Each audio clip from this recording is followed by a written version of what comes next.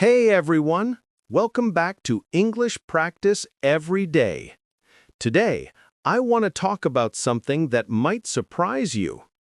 People often ask me, how did you become fluent in English? And my answer usually makes them raise their eyebrows, because I tell them, I'm fluent, not because I studied English, but because I use English. Sounds simple, right? But behind that sentence, there's a story, a real one, about how I stopped studying English and started living in English.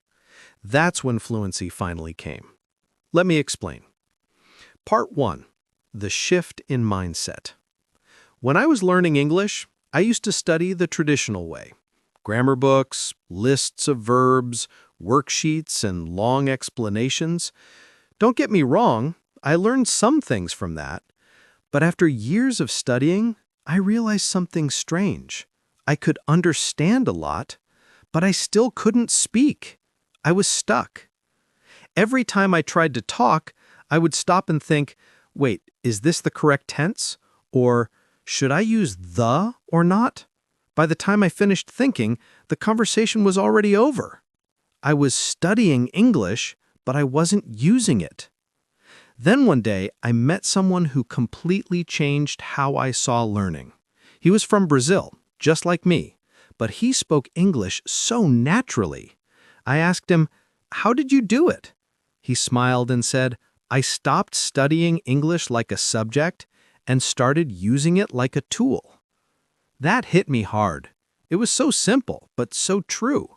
From that day, I decided to change the way I learned. Part 2. Learning by using English in real life. I began doing everything in English, every small thing.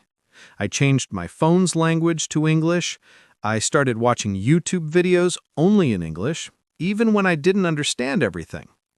I followed English-speaking creators who talked about topics I loved: psychology, productivity, music, travel. Then I started thinking in English. If I was cooking, I'd say in my head, okay, now I'm cutting the onions, or the water is boiling. It felt weird at first, but little by little, it became natural. Your brain learns faster when you connect English to real life. Grammar books can't do that. Experience can. Fluency doesn't come from remembering rules, it comes from using English daily, even in simple ways. Part 3. What studying really means. A lot of people think they're not good at English because they didn't study enough. But here's the truth. Fluency doesn't depend on how many hours you study, but on how many moments you use the language. Let me give you an example. When I started listening to podcasts in English, I didn't understand everything, but I kept listening. Over time, my brain started to recognize patterns, how sentences were built, how intonation worked. And suddenly, grammar started to make sense naturally. That's why I always say, you don't need to study more, you need to study smarter. Instead of memorizing 50 new words a day, pick 5 useful ones and use them in real sentences. Text them to a friend. Say them out loud. Write them in your journal. Every time you use a word in a real situation, you teach your brain, hey, this is important. Remember it. Part 4. The science behind it. When you use English instead of just studying it, your brain learns through context and emotion. That's how native speakers learn. Not from rules, but from repetition and experience. Think about how a child learns their first language. No grammar books, no worksheets, just listening, watching, repeating, and using. It's natural.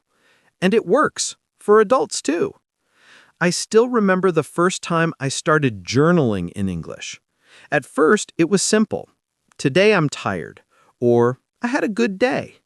But over time, my thoughts became deeper. I started expressing feelings, opinions, and doubts all in English. That's when I realized I wasn't studying anymore. I was thinking in English. That's fluency. Not perfection, connection. Part 5. My top tips for using English every day. So here's what I tell my students who want to stop studying and start using English. Talk to yourself. Yes, really. Narrate your day. Describe what you're doing, or even pretend you're explaining something to a friend. It builds confidence fast. Write daily, even one paragraph. It could be a journal, a caption on Instagram, or a comment on a YouTube video. Writing helps you organize thoughts and remember vocabulary. Listen with purpose.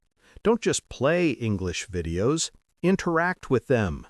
Pause, repeat, mimic the speaker. Ask yourself questions like, why did they use that word? Change your environment. Surround yourself with English. Your phone, playlists, social media, even your shopping list.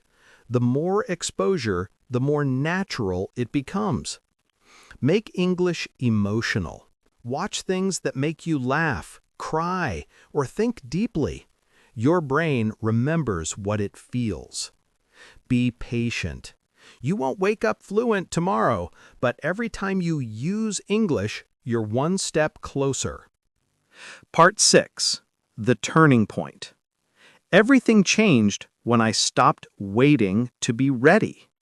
I stopped thinking, one day I'll be fluent, and told myself, I'm already someone who uses English every day. That shift changed everything. When I speak now, I don't think about rules. I just communicate. And yes, I still make mistakes. But that's okay, because mistakes means I'm using the language, and using it is how you grow. Part 7. The real meaning of fluency.